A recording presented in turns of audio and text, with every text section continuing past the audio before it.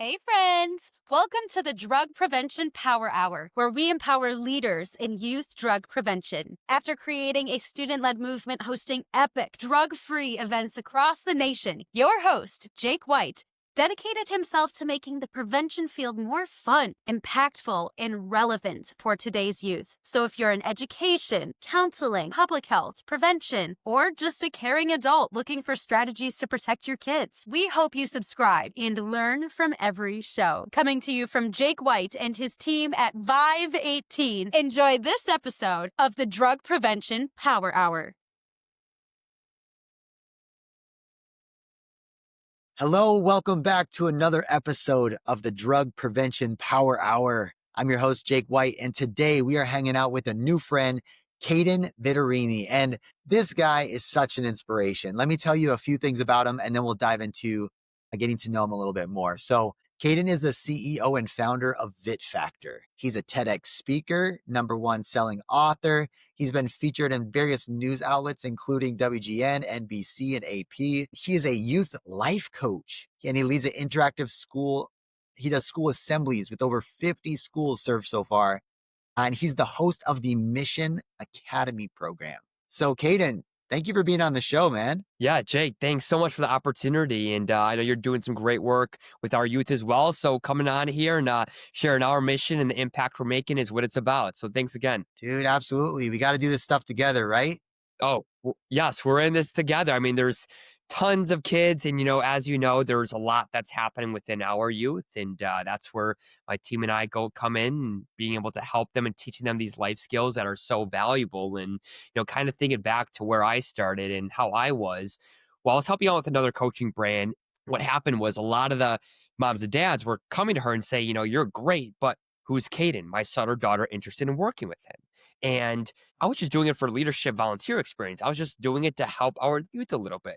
But hearing how their son or daughter went home and said, hey, I want to work with Caden for a one-on-one coaching session, that's kind of where I realized that I had that gift of now being 22 years old in being, I always say, young, relatable, and relevant. And fast forward a little bit, to get a little bit vulnerable here, I went off to college, living on my own for the first time, and I was at Western Michigan University.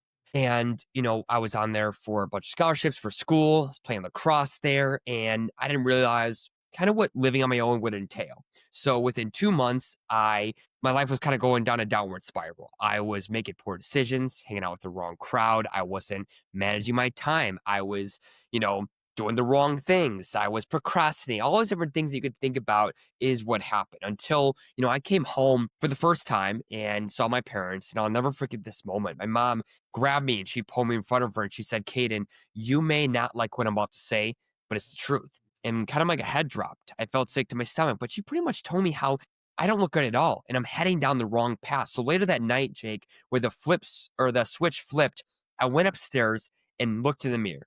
And I had that truthful conversation with myself. And that was the first time I kind of saw what she saw. So from there, I started implementing a lot of these life skills that I'm now covering within one-on-one coaching sessions, workshops, school assemblies, the Mission Academy, as you mentioned, that really helped me from the communication skills, the motivation, the peer pressure, the self-confidence, the not comparing yourself to others, knowing your value. So many different areas that we cover working with elementary, middle, and high schools. Dang. Caden, that's inspiring. And I want to actually ask you a question about your story quickly. Yeah, of course. One of my coaches, Rory, he says this thing. He says, where you are most equipped to help the person you once were. And I see that in the work that you're doing right now. And I wonder, when you were in that stage of your life where honestly you had said, hey, I was making regrettable decisions. I was doing things I wasn't proud of before that epiphany that your mom helped you have. Why do you think that at that moment in your life you were making those poor decisions? Like, what is it you were going after, or what was it happening that, like, looking back, with that 2020 vision, maybe, what do you think it was that you were going after? Yeah, so I just felt like I was a little lost. That was my first time being alone, especially 3 hours away from home. So I couldn't come home, during the week. And, on the weekend, I was too busy partying and making poor decisions. And, that kind of stemmed from who I started surrounding myself with, my roommate that I picked, who was in my dorm hall, who I was surrounding myself with in the classroom, who I was sitting by. That kind of influenced me. And I feel like from there, it led me to stay up super late, 4 or 5 a.m., which led me to sleep in. And then from there, I was skipping classes. And then I'm sure you can imagine how my grades looked. And I chose partying instead of studying, right? I chose, you know, sometimes drinking and making poor decisions in that way versus putting an effort towards what actually mattered. Playing a sport, putting an effort towards school, the way I'm eating, going to the gym. I wasn't doing those right things. And I believed a lot of those things kind of affected one another. And big thing that kind of I realized, jumping into the youth a little bit, reflecting on how those areas helped me, I saw what our youth was currently facing from COVID-19, the pandemic, isolation through technology and social media.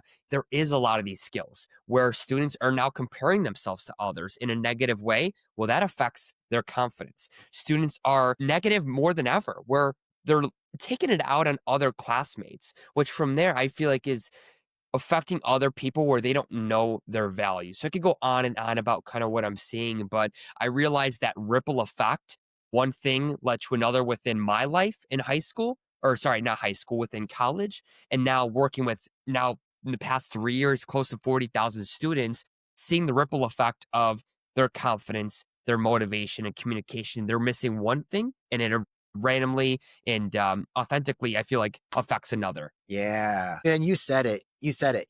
We need these skills in order to run our best life. And you mentioned some of them, right? Even things like confidence is a skill you can build, or it's something that builds within you when you learn new skills. And so going into your college career, maybe you hadn't developed them as much as you would have liked. And so Yep. then when the community aspect is like, oh, I'm around these influences, well, you just kind of went with what they did. But if you Yes. had those resiliency skills, those confidence, the ability to speak up for yourself and know what you want, your Yeah. values, things that might have gone different. And now your life has gone different because you've seen this transformation and you're able to help other students have this transformation as well. So, Caden, I want to jump into some things, some practical tools that we can learn from you on how you coach students. And what are some things that we can kind of use from your arsenal in a way Yeah. to better influence the youth that we're around. But before I do that, before I ask for the nitty gritty, maybe just a personal question, Caden, about Yeah. your strengths. So pretend this is a job interview and you're Yeah. like, Yep. Caden, what makes you a good coach? Like, what are the qualities that you have that make you a great coach for young people? Mhm. What are a couple things that come to your mind? Yeah, so the first couple things and actually areas that I kind of didn't do wasn't the best in was first one was communication. So I believe one of those strengths now for me is communication, learning how to start, expand, and end a conversation, learning how to kind of read people, be a good listener, advocate for myself. All things under the umbrella of communication is an area that I believe I excel in. But on the other side of things, something that I do really well with, as running a business is that time management. That was probably the worst area that I struggle with was my time management. My life was out of control. I had none of my priorities straight. What I thought was important was not important. So the communication skills and the time management skills, I would say, are my two biggest strengths that I was not good at in the past. But now seeing how I realized that communication is probably the number one skill that a human can have. And because of, the isolation through technology and social media and gaming and the pandemic, that is probably the biggest skill that I realized there's a gap in within our youth. That's big. And for our audience listening, is communication skills is a protective factor, meaning Yes. it's going to help someone protect good decisions and avoid risky behaviors because they can effectively communicate what they need at the Yep. right times, protect their decisions, stand up to peer pressure, all those things. So now, Caden, I would love to hear some just practical advice. Like if I'm hanging out or coaching a student, in fact, I will be. So tomorrow Yeah. through Sunday, I'll be with, a couple hundred students across Arizona, they're student leaders. And we're going to have speaking and coaching opportunities and workshops and stuff like that. So if you have any practical tools that we can use, that would be wonderful to learn a little bit from you. What advice would you have for us? Yeah, a couple different things. I would say, when working with the youth, I try to make it as interactive as possible. Even as something, within the one on one coaching or talking in front of 2,000 high schoolers, you got to make it interactive because I can't just talk at them. I want to be talking with them. And that's what I kind of say, when I start the assembly is I want to hear from you. I'm going to bring the microphone around. I'm going to bring you to the front. In the coaching, I'm going to ask you a question. I'm going to be getting you thinking. So bringing that interaction, I think, is really important, is that grabs and holds their attention. One. Two, I would say a big thing, going back to a point real quick, is with the communication, some areas that we do cover is knowing when to say no, how to say no, why to say no, which helps with that peer pressure and the decision making. We'll talk about when to leave a situation, friendship, relationship, things like that. So that's just that whole side of things that I want to add in too, is because I believe the communication skills isn't just making friendships. Yes, that's a part about it, but also with the peer pressure when they're in a tough situation with their friends or they don't feel comfortable. That's where they can learn how to kind of advocate for themselves and share how they're feeling. But going Ooh, back a little bit, yeah, so that interaction is so important. One, but two, I would say even a bigger thing as well is when working with kids, I don't want them to think, what's wrong with me? I want them to think, Caden's here to better me. And what I do specifically, let's say within a one on one coaching session, is we'll talk about, yes, your limitations of areas that you're kind of struggling with, what's bringing you down, holding you back. But let's talk about your strengths. Let's see areas that you're excelling in and discuss how you can double down to become even better. Because when I want, a client walking into our session, I don't want him or her saying, "Well, I don't want to be here. We always discuss everything that's wrong with me, that I'm not good at this or that, or I'm struggling with this or facing this constantly." No, let's talk about that. Yes. But let's talk about what you're doing well with. Because I think that's a lot that our youth kind of struggles with is maybe it's stuff with teachers or social media or a coach or friend or parent, whoever. They kind of think that, oh my gosh, they're always just trying to, bring me down, or they're always just focusing on my limitations or my failures or the mistakes that I'm making. But when I come in with my team, we're saying, okay, let's talk about what you're kind of facing on the back end, what's holding you back or bringing you down.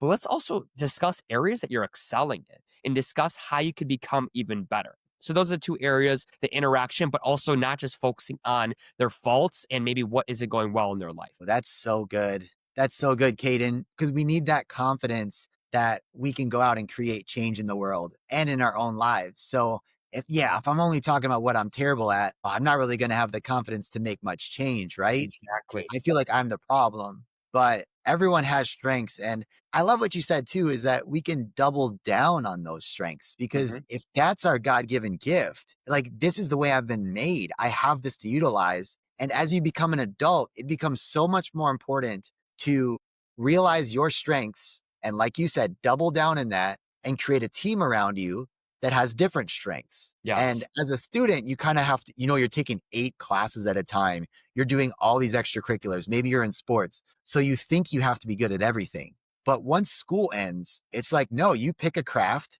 you Yeah. probably stick to it, and you work within a team to make sure that you operate effectively. So that's such a cool concept to learn as a young person is like, Yeah. you don't have to hate yourself for having Yeah. areas that you're not good at. Like that's totally normal. Yeah, and a couple of things I want to add, like, I'm working with thousands of kids. They say, okay, I'm good at this.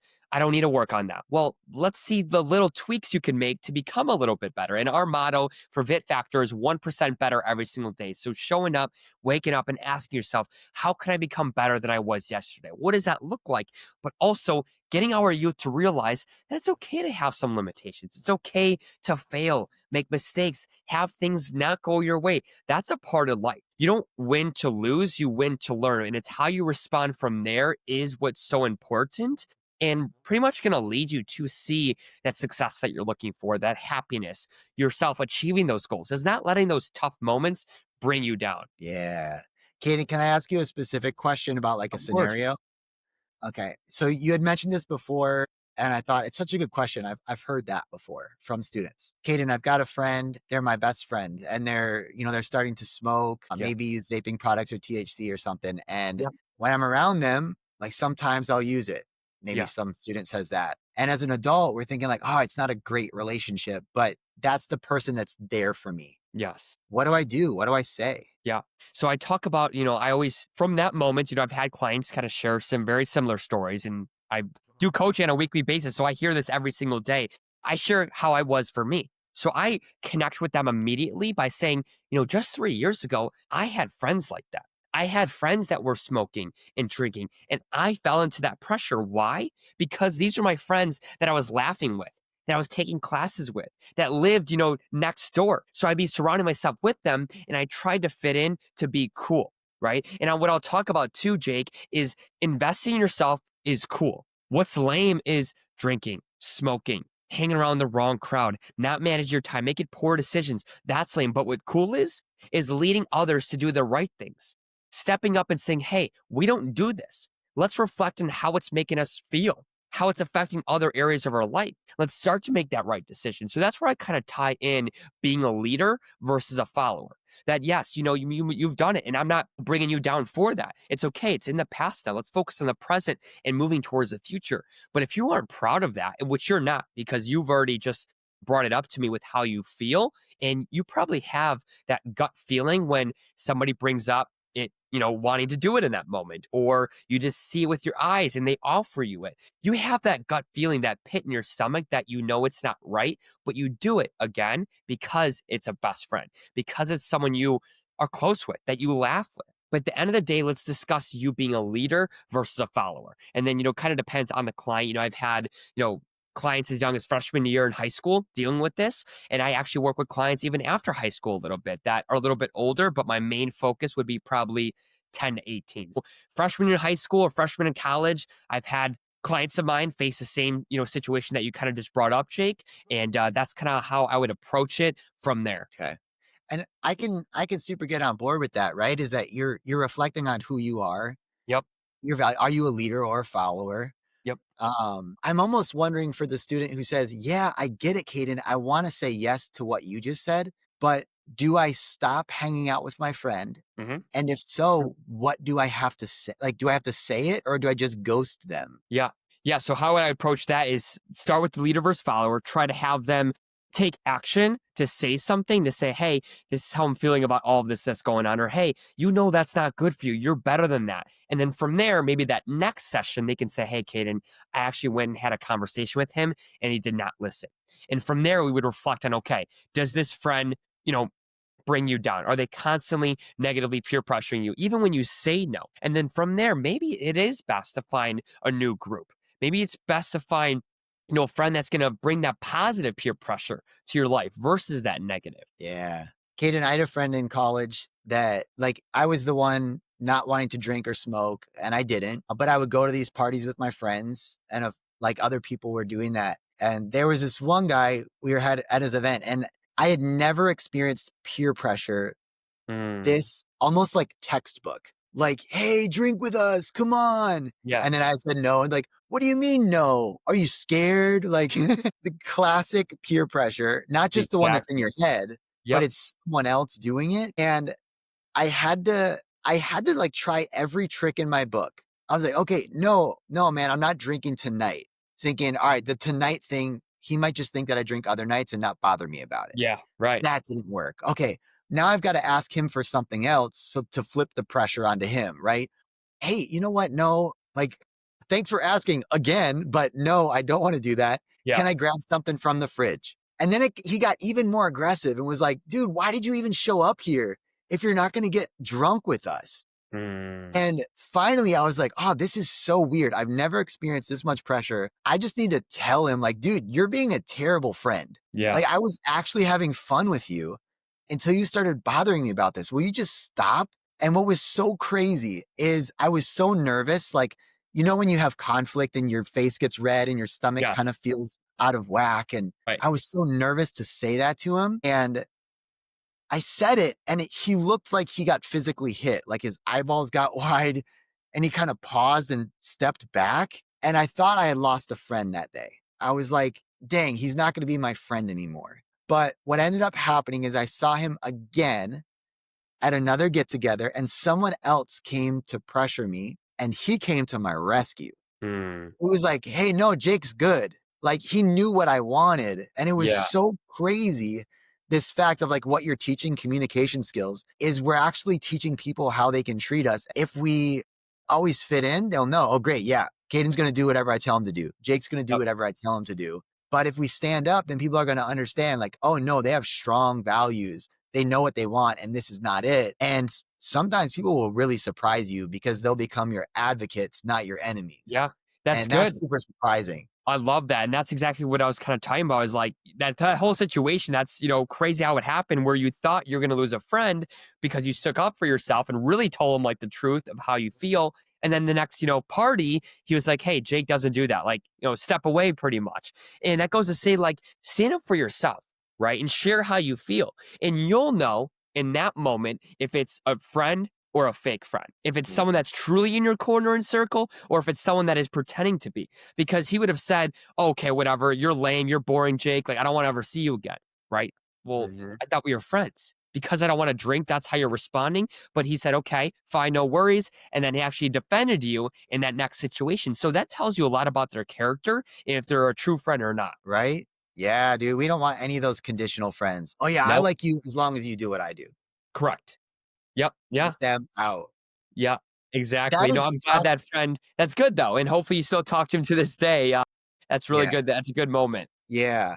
Caden, I would love to get one more tip from you. If we're working with young people specifically for drug prevention, is there any thing else in your toolbox that you would love to give professionals who are in this line of work? I kind of reflect on like how it's very similar to like the drinking and when it comes to drugs too. Like it's how you respond to that is what matters, and it's like responding to the peer pressure, but being maybe a positive peer pressure towards that person and saying that's not right and using your communication skills and saying, hey, you don't need to do that. You're better than that. I view you as a leader, maybe propping them up to someone that they don't maybe view themselves as, saying, hey, you're a leader. I believe you could do this. That's not good for you. You're better than that, bro.